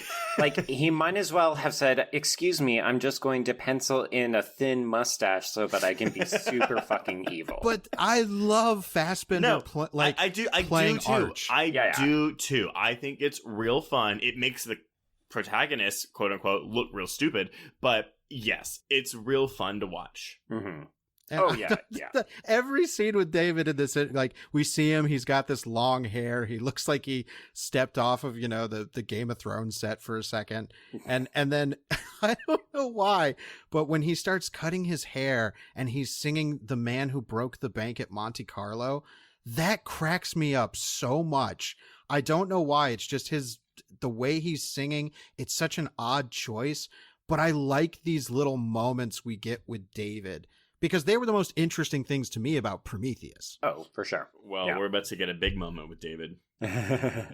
Okay, so So I'm not going to repeat everything that you just said. The only other thing that we need to make sure that we address is that he tells them that he and Shaw came here a year ago and that they accidentally released the payload and crashed the ship. And in the crash, Shaw was killed. He's 100% telling the truth. Mm-hmm. There's no reason to doubt him at all. I also love too that like the engineers all see the ship coming and they see the payload or the weapon being dispersed and they're like, oh shit, and then they just all immediately die. No, we're not there yet. We're not there yet. Oh, because we hear him tell that, and we're meant to be like, okay, that makes sense. And then 2 scenes later, we find out what really happened. Oh, gotcha. I do think this is another instance of the audience being, smarter than the characters. Like, it's fair, and I think Daniels is suspicious enough of David at the outset, but not in the way that, like, us as the audience, we know, like, this guy is bad news, don't go with him. But please, Walter, go with him because it's going to lead to the best scene in the movie. Exactly, which is where we are. If you want to know why we're covering this movie. Yeah, it's Juicy Smollett. Juicy Smollett, yeah. He juicy. He's a terrible person, but he juicy. Yeah. Okay, so David cuts his hair so that he and Walter look almost identical. How will we tell them apart, guys? I can't remember. But we also get the most homoerotic scene of any film of 2017 when David demonstrates for Walter how to play the flute, even going so far as offering to do the fingering. His intro line, by the way, is "Whistle and I'll come." And I was like, oh, okay. Mm-hmm. You have a light step. Like, this entire exchange, I mean... Let's just. It's called Early Grinder. Whistle and I'll come. It's like what? Blow into the hole gently. Watch me. I'll do the fingering. He might as well have just said, "I'll work the hole. I'll work your hole. Exactly. Let me blast your hole." This is not only is it wonderfully homoerotic, but it gets on a deeper level when it's like it's clear that the only person David is actually capable of loving is himself, and he sees Walter as a potential. Him and the only one worthy enough of his superiority. I love the line he has later where he says, no one understands the lonely perfection of my dreams. Mm-hmm. And it's like, God, this character's so good. But this flute sequence, I have to say, just on a technical level, this is extraordinary. Yeah, absolutely. Like, we've come a long way since Haley Mills and the Parent Trap. I was going to say this is definitely a big step up from Meet the Clumps. But wow, we are pulling in the cinematic greats here, gents. Yeah. The Criterion Collection represented here on Horror Queers. Eddie Murphy as. And you have like the whole thing where he's like, oh, you can't create, like you can't even create music because that's something they realized with Walter or with David was a problem, obviously. And so it's interesting to watch him study himself. And Scott doesn't comment on the homoeroticism, despite, because no one really uses the word fingering in a non-sexual way very much. And if you do, please use it in a sentence for me. I will say I took plenty of band and orchestra classes. Never heard fingering come up in the multiple instruments I tried to play. So. I mean, it's hilarious, right? Because this scene, on one hand, is just giving you your Michael Fassbender twincest fantasy porn. Well, it's also you bring an incest into it because they're brothers. Yeah, I mean, in some, it definitely is played that way, and it's by far the most fascinating and compelling relationship in the entire movie. Yeah, and eventually, I mean, I know we'll get there, but it goes to a point of physicality that even goes beyond doing the fingering. I know. I was trying to remember if it was in this scene, but it's not. It is later, and we will get to that. It is later, yeah.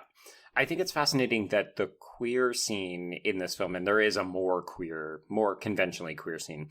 Right. I just love that this suggests a level of intimacy and character detail that the rest of the film is not interested in delivering on, and it's happening in this weird homoerotic incesty kind of vein. Like, that's fascinating in a major motion science fiction film. Well, and as they handle this phallic object too.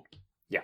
Oh, I mean, I think this scene is the Rosetta Stone of the movie in terms of what does Ridley Scott really care about? And I think it's clear that with this scene, he's kind of like, you know what? screw humanity, step on me, android daddy. Right. Yeah, exactly. I think this is also the scene that pays off that opening scene, because I saw a lot of people who thought that the film opens very badly with the extended sequence between David and Waylon. It's great. I think it's a scene that it's a scene that should have been in Prometheus. Yeah. And it feels like that. But I think it has to set up David as somebody who's already questioning, who's already having a tiny bit of rebellion in him. I think that scene's necessary. Oh, it 100% is. Then he tells Guy Pearce, "Oh, you're going to expire, and I never will." And like that look on Guy Pearce's face is like, uh-huh.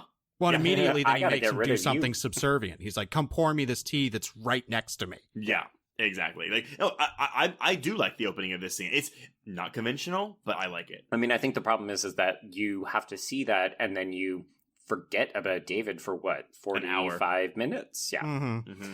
Yeah. Okay, so this is the point where we get the conversation between the two androids, and we get a flashback that we're meant to infer Walter figures out, but is from David's point of view, that he purposely delivered the payload onto the unsuspecting city of engineers. And Ridley Scott says in the commentary that it's meant to be reflective of 2 million people. So that's That crazy. died, yeah. That Yeah. is a complete genocide. I also want to point out that at this point, Orem apologizes to Daniels, and she's like, "It's fine." And I want it to be like, "It's fucking not fine. It's not bitch." fine. It's not cool, bro. I mean, yeah, I That's love... where she takes one of Orem's fingers and she just bends it back until it breaks, and she says, "Now it's fine." Now it's, I mean, like, I love Billy Crudup as an actor. I and, do. Oh, he's great. and I like him in this, especially the more defeated he gets. Mhm. But it is like the colonists, I totally understand why they don't work, because like I said, Ridley Scott hates them. Yeah, and especially Orem. Yeah. Okay, so speaking of, unfortunately, these colonists, we cut to Rosenthal, who is a female member of the security team that we had all completely forgotten about. Wait, no, because I was reading the Wikipedia when this happened, and I have my notes. Neomorph makes his way to the ship and kills Rosenthal, and then I have in parentheses in all caps, "Who?" question mark. Somebody who Exactly. apparently got a hole in her arm at some point.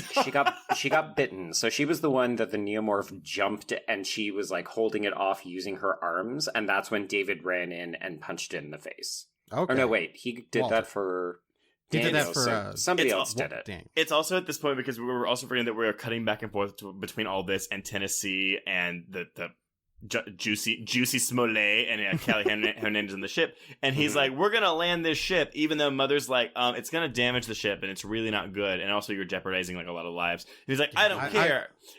I wish they had a workaround I to need to that. get to my part wife. of the- His wife, who's very long dead.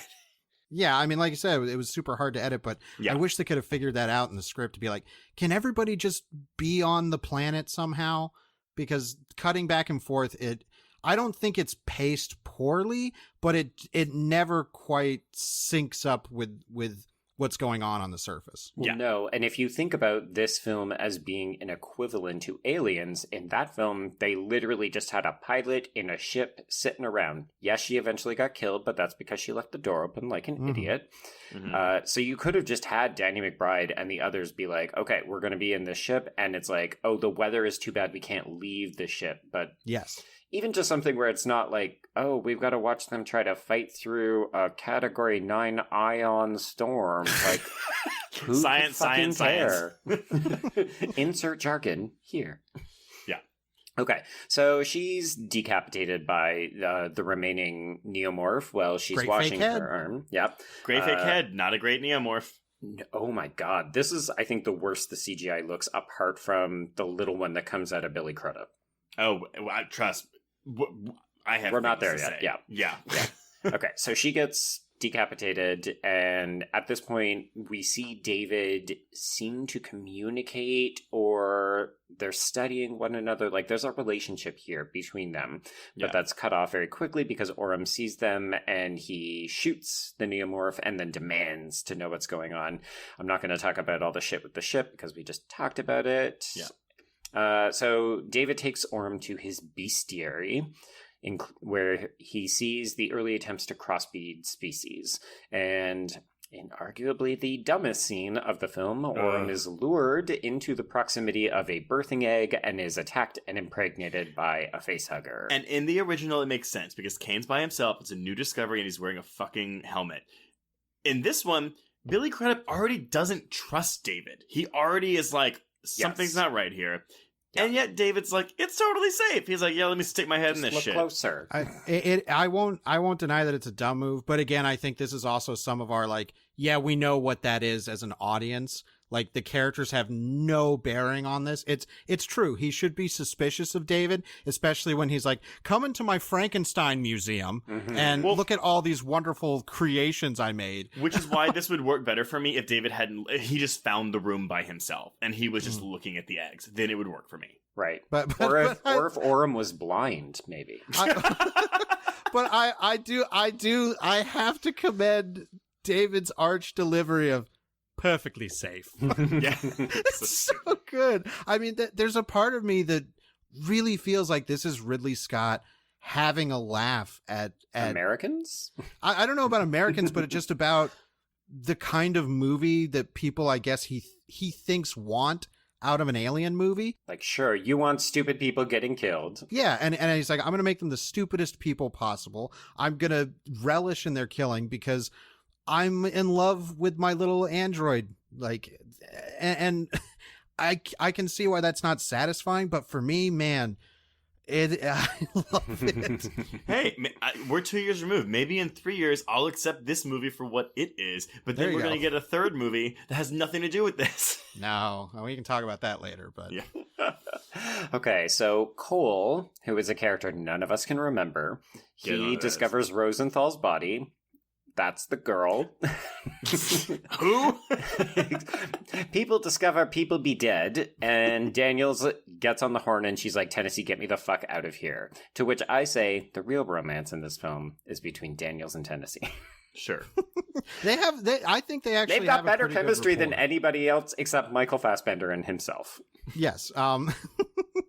But yeah, this is when the movie has to turn into the alien movie that Fox wanted. Yeah. And yeah, this is the least interesting section of the movie for me. It's true. We get one more good scene. So this is also when Walter discovers Shaw's mutilated but well-preserved body, and he confronts David, and David then confesses his love for Walter, kisses him on the lips, and then shuts him down by jabbing a thing into his neck. I forgot they kissed. The only gay thing I remember from this movie is the flute scene. I totally forgot they kissed. And well, it's very one-sided. But it's a rapey kiss, just like the facehuggers.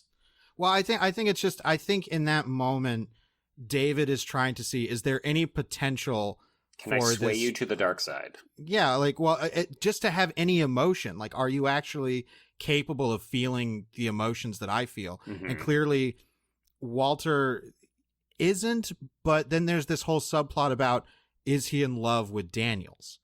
Like, is he capable of these emotions? Yeah, we have not talked about Daniels a lot because I just don't think she's that interesting. It's nothing against Waterston. Waterston does what she can with this nothing role. Oh, she's trying. She's trying so hard. But and I think this is another kind of subversion of what people are expecting from an alien movie because of Ripley, and then with Sean Prometheus, everybody expects, well, the lead female is going to be our hero and she's going to be the one that really drives the story, and this one's like, no, I hate her too. I think she's actually meant to be representative of something in the middle. So she's not quite Shaw, but she's not quite Ripley, because she starts as Shaw and then she moves to Ripley.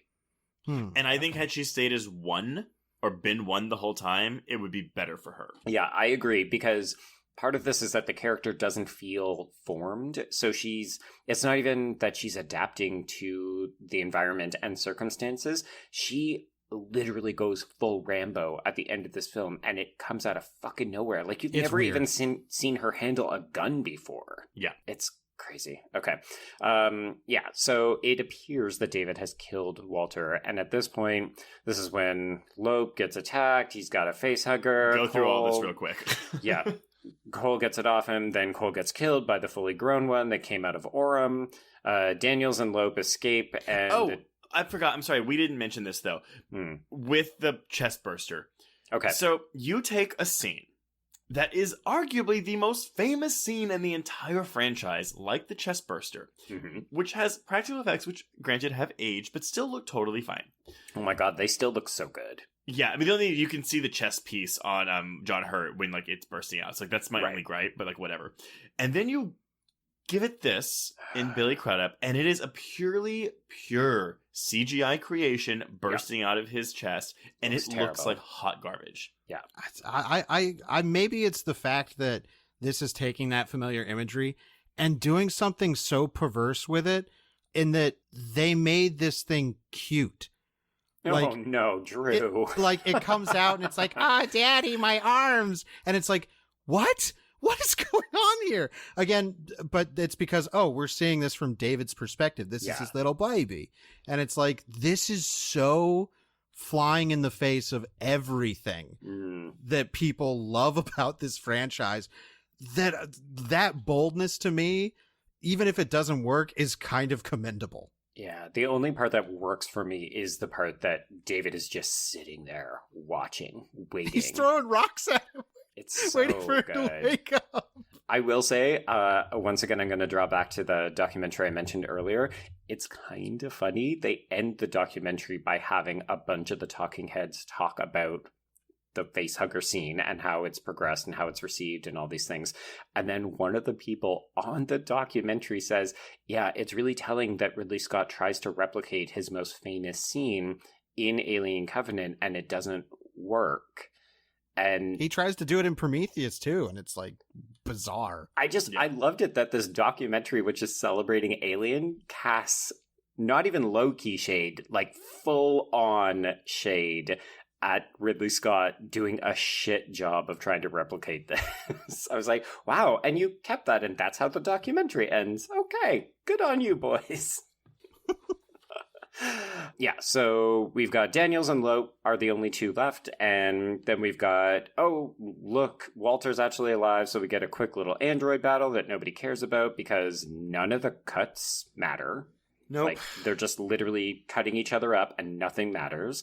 Except for, of course, the final cut, which appears as though Walter has killed David by smashing his head in with a rock, but it cuts, so you don't know. Which, it most obvious. I don't think the movie thinks this is a twist. I think the movie 100%. 100% think that the twist.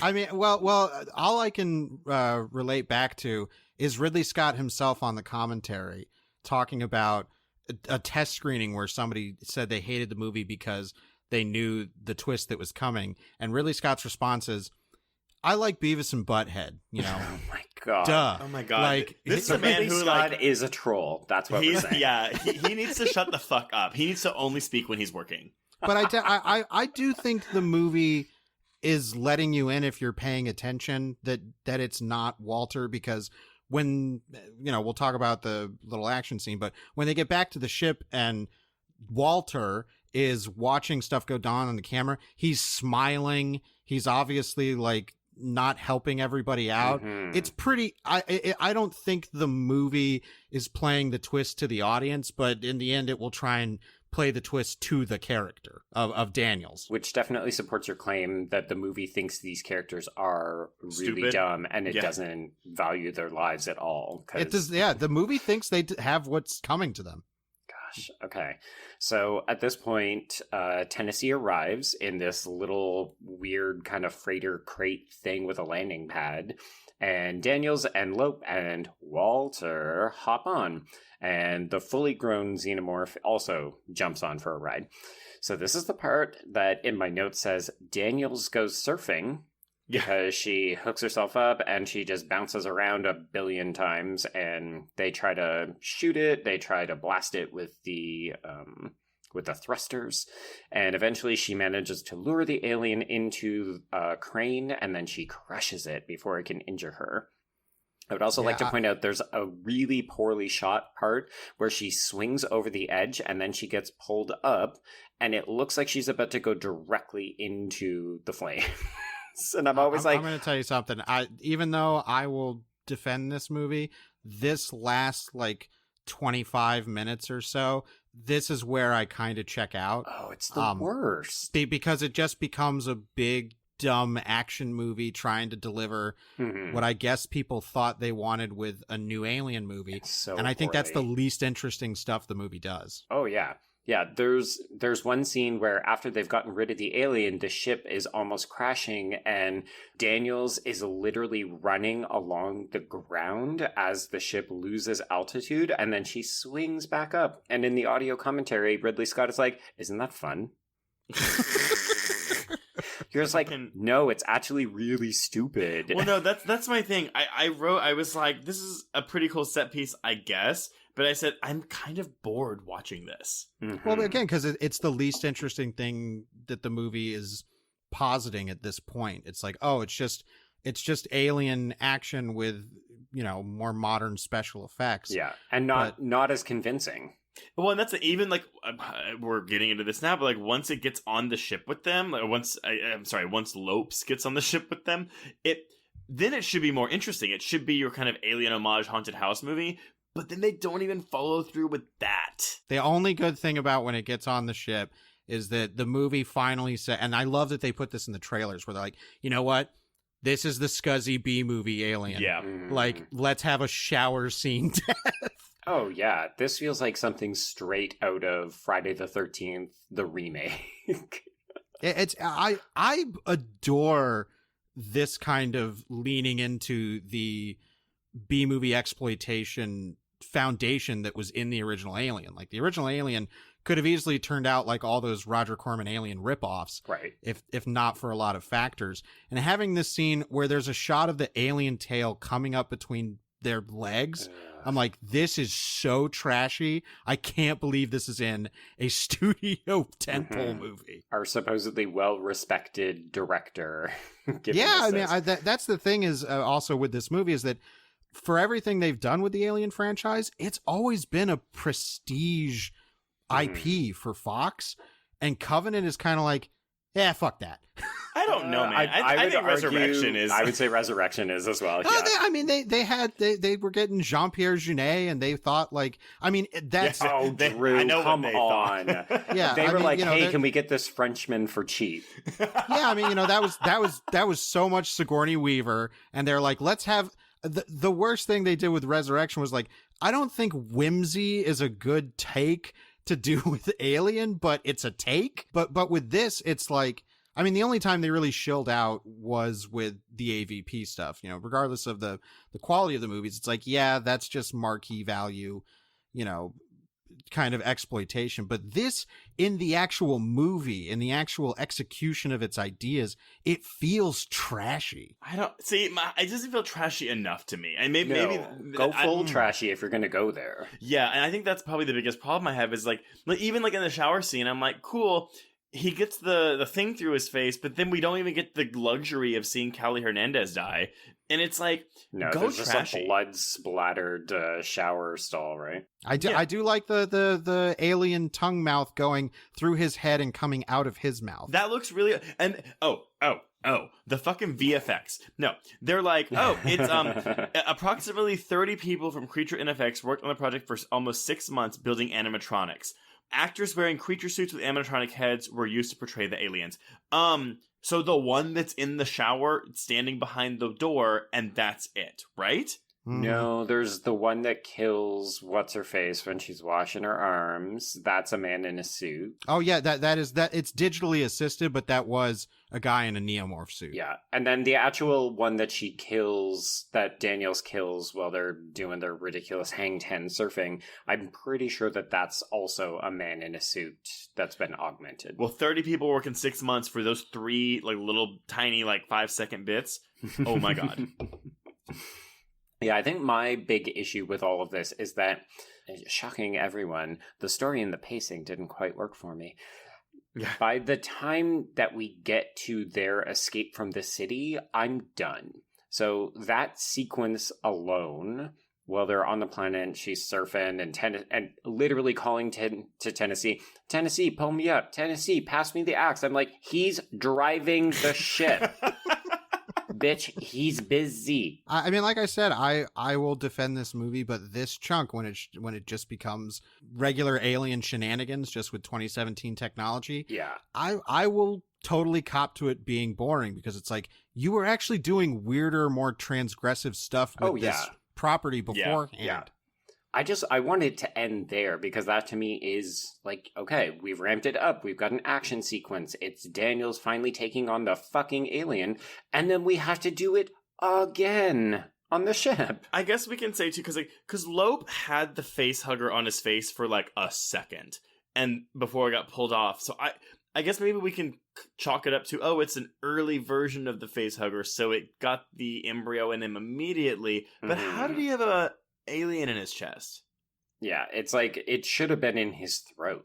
If we're being honest. They pulled it off pretty quickly. It didn't even get the little penis thing in his mouth. That's true. I mean, yeah, there's not that this movie needs to be longer, but there's definitely additional things like did Walter bring one on or something? And in fact, like, they don't know. It's like, we just have to, I don't know how much I can blame Ridley Scott and how much I want to blame the executives at Fox or, producers being like, no, people didn't like that we didn't have an alien movie in your last alien movie, so make it an alien movie. And you can't spend all that money on that ship and then not do something where you get to destroy a bunch of shit. Yeah. Right. Yeah. Which is basically where we're at. Okay, so Loeb gives birth. The result ends up killing, in case you were wondering, their character names are Upworth and Ricks. No one cares. Nobody cares.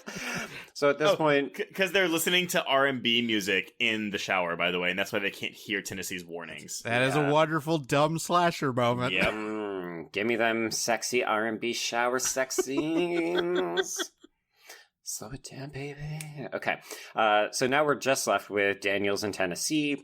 They lure the creature into the loading bay, and with Walter's help, they make the alien impale itself on the falling terraforming equipment as it falls into space. And this scene is so boring, too. Like, it should be so exciting. It's literally just there so that we can pay off her stupid fucking house-making storyline with Franco from the beginning. That's the only reason that scene exists, and that's the only reason this end scene exists. Yeah. Well, I will say this whole cargo bay action scene, again, it's just like the loading ship, Aliens. whatever.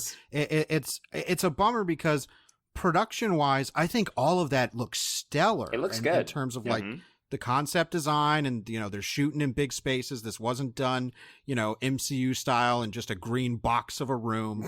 Like it looks nice. Yeah, like they actually built a set, maybe. Yeah, it actually looks really polished and neat.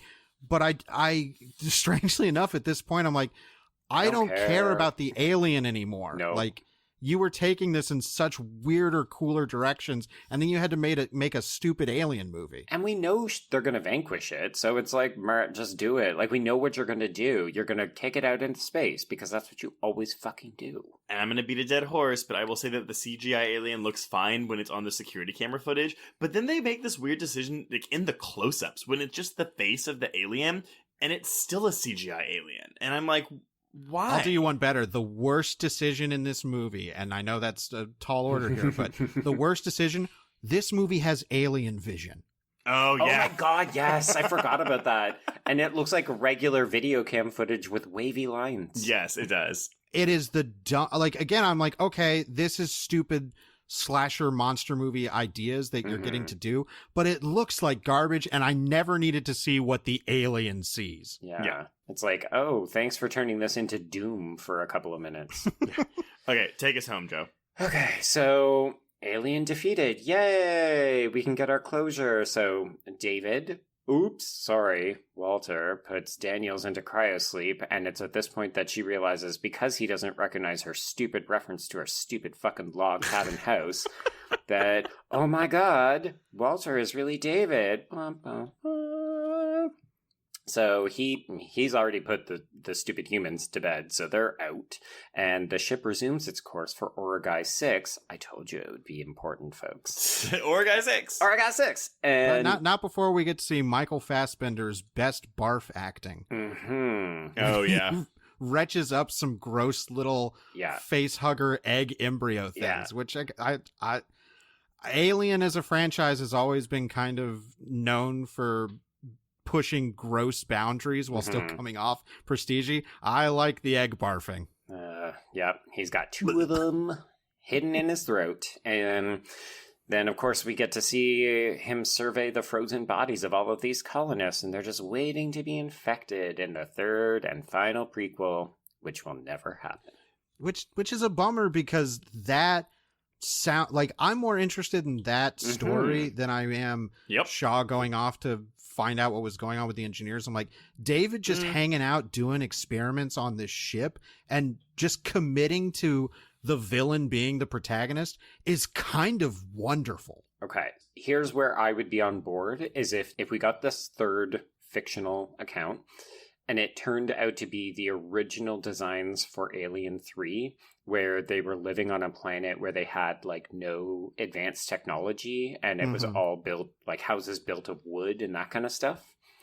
If it was like these colonists trying to build this utopian planet and then David just like grabbing them witch style and doing experiments on them, I would kind of be down for that. So I won't go through my sequel timeline because we're running long, but I will tell you the last updates that we have on the plot and like what's happening in this movie. Because as we know, this franchise has been caught in the Disney-Fox merger. So October of 2017, Ridley Scott says that Alien Covenant 2, whatever that would be, Paradise Lost. Yeah, will focus more on androids and AIs as opposed to the xenomorphs, blah, blah, blah. But then November of 2018, so the next year, it's announced that the film would take place on LV-426, with the extraterrestrial engineers being featured in the film and being in pursuit of David, following his nefarious actions against their planet. I'm sorry, where have they been? They have another planet? Because I thought this was their fucking homeworld. I know. So then April of this year, CinemaCon, it said that after its acquisitions of Fox, Disney will continue to create new stories. Later this year, May. So the last update I have is from May. Variety reports that another prequel is reportedly in the script phase with Ridley Scott attached to direct. I call BS on all of this because after seeing how Disney approaches these franchises, they will create what they believe is the most platonic ideal of an alien movie. They will make The Force Awakens of alien movies because it will be successful. It will play to what people want, but it will probably be a really, really safe movie. Well, you know what? If they give us The Force Awakens of alien movies and then give us The Last Jedi of alien movies, I'm okay with that. I'm at this point, I want to follow David. I don't care about the alien anymore. I think that concept has been so done to death that I'm sure there's interesting ways to approach it, but I care about this mad scientist out in space doing experiments because like you were saying about you want to see the movie where Shaw and David are on the engineer planet. I'm like, yeah, I want to see the movie where he was doing all these experiments and like trying to find out how to make this thing. But I have no faith in the idea that this story will continue now that it's under the auspices of Disney. Yeah. They will make it, whatever they do with the franchise, even if it's not a feature film, if they go, if Hulu or Disney Plus ends up getting an Alien series. Well, I want my Neil Blomkamp Alien 3 with Sigourney Weaver and Michael Biehn. I mean, man, I think at this point, that's probably more along the lines of what we'll get. We'll get something that is catering to basically a checkbox list of, okay, what do we believe fans want out of an Alien movie? Right. Forget this Alien Covenant stuff, and we'll do that, and it will be... I can't imagine that it won't be fun, and I'm like, I don't want a fun Alien movie. Well, the problem is that the history of this franchise, like, if you look at any kind of academic literature, the Alien franchise is one of the most written about because it's so steeped in really fascinating pieces about gender, about sex. It's incredibly progressive, sometimes by accident, but sometimes by intention. And, like, it just has so much to say. Like, if you think about it, I'm going to quote again from that documentary. It's basically an entire franchise that's built on the premise of like male rape. which is kind of crazy when you think about how much money they put into this. Sure, and I definitely think that's part of the reason that Alien Covenant isn't as beloved. Is like it's a franchise that is notable for really pushing a female protagonist as a hero, as a genre hero. That is not the case in Alien Covenant. No. I guarantee that will be absolutely something that they'll want to do in future installments. They want to have the Ray, to this new iteration, But I feel like Alien Covenant, as a Prometheus sequel, I don't think it's satisfying. As an Alien entry, I think it's an outright, like, meh admonition, of I kind of hate what this has become, so I'm gonna fuck with it. Standing on its own, I think it's a pretty gnarly little B movie with tons of polish, and when it gets weird, it gets wonderfully weird. Yeah. Had it just stayed in the weird pocket, it would have been so much better. But I think with the budget, with the director, with the franchise IP, that was never a possibility, right? So we get these glimpses, these little glimpses of what could have been. Like, can you imagine if the whole film had have been just David and Walter? Like, just kill all of those people in that field and have just David and Walter dishing it out. Yeah, I mean, yeah, like Trey says, I think that's what Ridley Scott is trying to get to. I mean, this movie opens with pretty much the exact same shot as Blade Runner. He wants to talk about androids, and he wants to talk about, the evolution of humanity.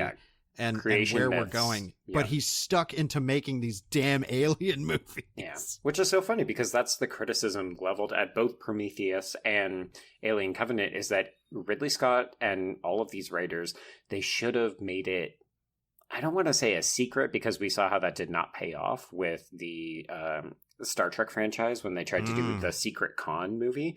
But really, if they had have just said, we're making an original sci-fi property, and then at the end of it, the last shot was, okay, we've got the alien embryo, or we've got a facehugger or something shit, like, people would have lost their goddamn minds, and it would have just been a great science fiction film. It's every time the alien stuff gets shoehorned in. Oh, it's this whole other original thing, and then ta-da! I think the hype would have been more managed coming off of that kind of a movie instead of what happened with Prometheus. Yeah, and with Alien Covenant, I'm the first to admit it's a more minor approach in terms of what the franchise has done.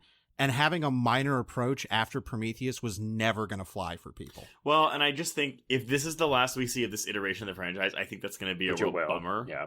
Yeah. Like, I am excited to see where it goes from here. And I think maybe part of the reason why I'm so underwhelmed by this movie is because the most excited I felt watching this movie is when he's putting Daniels to sleep and you're like, oh, this is his plan. Yeah, I already want that movie because it's more interesting than what I just watched. Right. Which is, I mean, Prometheus pulled the same trick. Yeah. And it's like, well, but both of these movies had to be B-horror alien movies in terms of structure and plotting. They aren't really allowed to explore these weirder ideas that they're clearly interested in. And it's like, at this point, if Scott was actually going to make one, I'd be like, yeah, I don't need, the old dark house again with a weird penis monster. Mm-hmm. Like, just do a straight up kind of hard sci-fi take with this character David that you're clearly interested in. Right. And wrap it up. I think at this point, nobody cares how that derelict ship got to LV-426. Nobody cared in 1979. No. And that film would just end with the shots or the ending that we know it would have, right? Like, it would basically just be like, yep, okay, there's a dead engineer and the alien gets out. And it would be like, cool. Awesome. What have we learned? What was the value of this journey? This is a bigger conversation about prequelizing in general. Yeah. I think it's just kind of a fool's errand 9 times out of 10. Mm-hmm. And a money grab. Yeah. But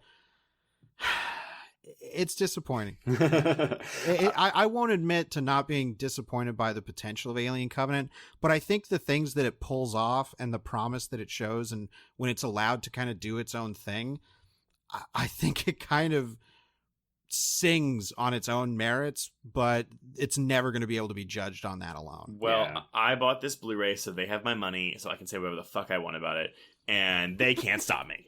All right, well, Trace, give us your final thought then. We've heard Drew's take on it. What's yours? It's fine. I wish I got more enjoyment out of watching this movie. Drew, this bee monster movie that you're describing, I see elements of it in this movie, but I wish that the whole movie had been that, because giving me some of it and in the last like 30-40 minutes of the movie after everything that's come before it, it doesn't satisfy me. So I feel like this is a mishmash of ideas over 5 years of studios and writers and director not all having different ideas of what they wanted. And I think it shows in the film. It's beautiful to look at. It's impeccably made, but I find it dreadfully dull. I'll ask you this, though.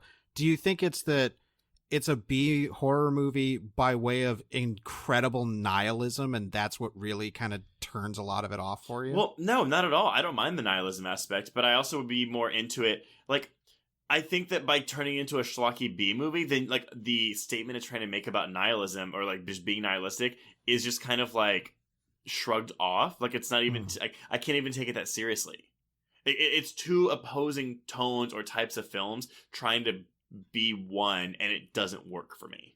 Yeah, and I think I'm inclined to agree with you more and more, Trace. Unfortunately, I think what doesn't end up working is that there's two big creative impulses and they can't find a good middle ground. So even when you try to get Ridley Scott's introspective treatise on androids and creation, when it intersects with what the studio and maybe what the fan base wants, it just feels like the film isn't really saying anything and there's no happy medium. So all that we're left with is a film that is constantly struggling to not be what it actually is. And as a result, it doesn't really satisfy anybody except in those little pieces where it could have been something so much greater. Yeah. Okay. I'm calling it.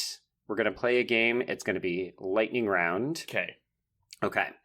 So we're all in agreement that the androids are the best part of this film. Mm-hmm. So I would like to know one other horror film that would benefit from having an android in the mix. They kind of did this, but I would like to see Jason have to go up against an android. Jason X, one of the things I love about Jason X is that there's actually a foil for Jason, like a physical foil in that movie, which he's never had before. So I would like to see somebody basically punch Jason in his stupid face. And if that's got to be an android, then so be it. I was going to say the Halloween franchise, but they already did that with Halloween 3 Season of the Witch. That's true. It's true. So... But there's no Michael in that one, Trace. Yeah, I know. Okay. That's why I hate it. Why don't we do Jaws, where it's actually an animatronic shark that's attacking people run by a mad scientist? Oh my gosh. I mean, that's basically the unmade version of Jaws 3. Yeah, exactly. Yeah, so I'm all for that. Joe, what's yours? I don't actually have like an existing IP, but I would like to see more movies where the android is the main character. So not just playing second fiddle, like, you know, this film where we're suggesting that Daniels is actually our leading lady, but really it's David and Walter. I want to see something like a live action version of WALL-E, only with horror. Okay. Yeah. Okay. I mean, I would say Westworld is somewhat in that arena. Yeah, right. Yeah, that's true, especially in the second season. Okay, well, good. I think that will wrap up our discussion on Alien Covenant. So, before we announce what we're covering next week, Drew, plug away. What do you want to share with everyone? Well, everybody can come to GenreVision.com and check out all the podcasts we've got there.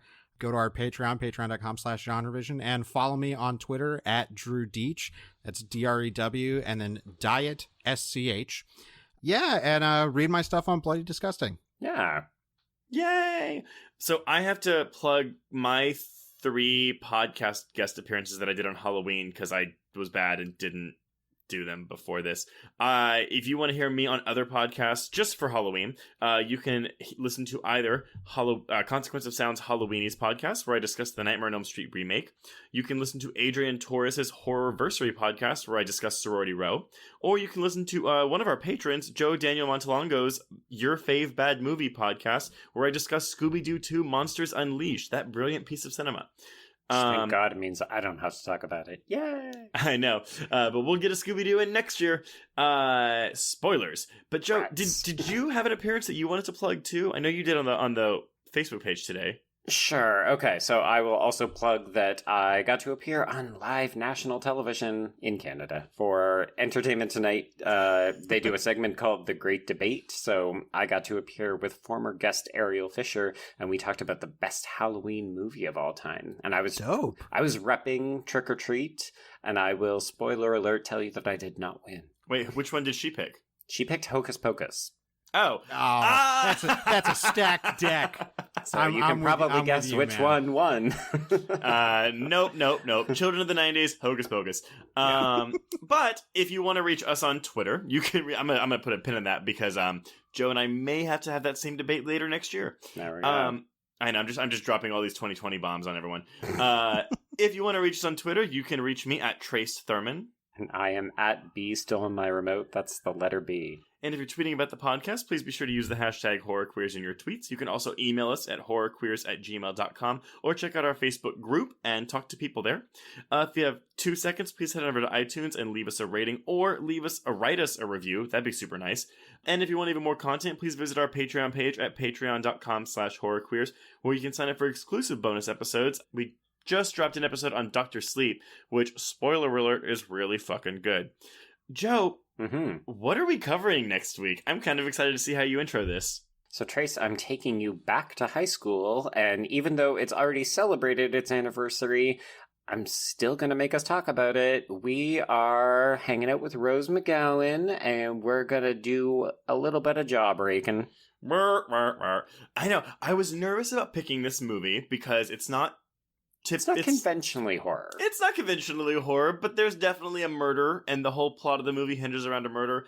And it's got Marilyn Manson in it.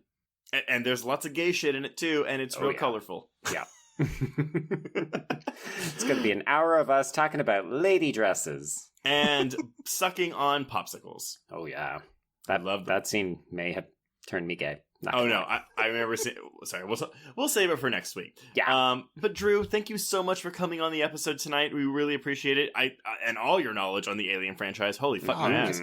I mean, good lord. Like, this was such a joy. And if you ever need anybody to come on and do the fingering again, call me. Of course. And on that note of fingering, I think we can cross out Alien Covenant. Yes, and cross out Horror Queers.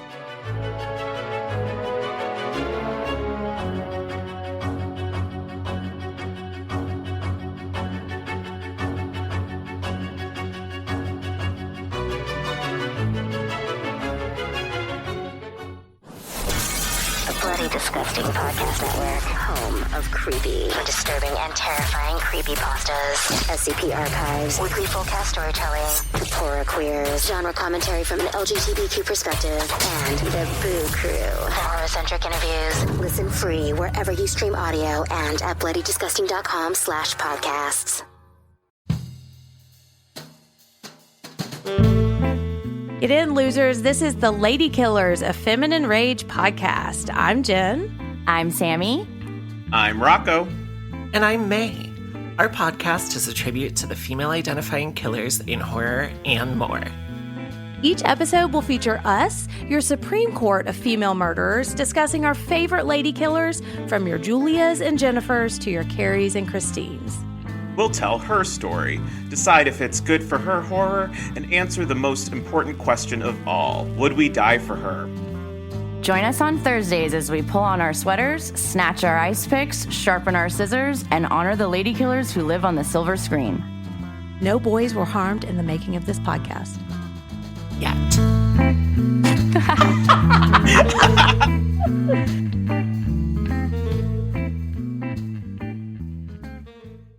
It was late in the afternoon when the professor and I took our way towards the east, whence I knew Jonathan was coming.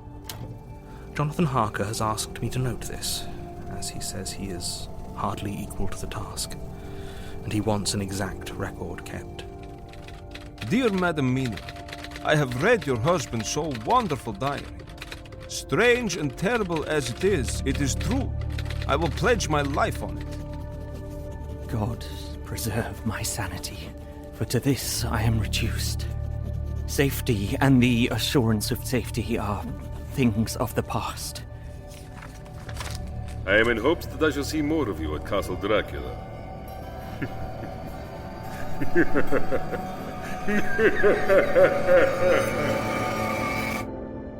Listen to Regarding Dracula wherever you listen to podcasts, or find us online at bloody.fm.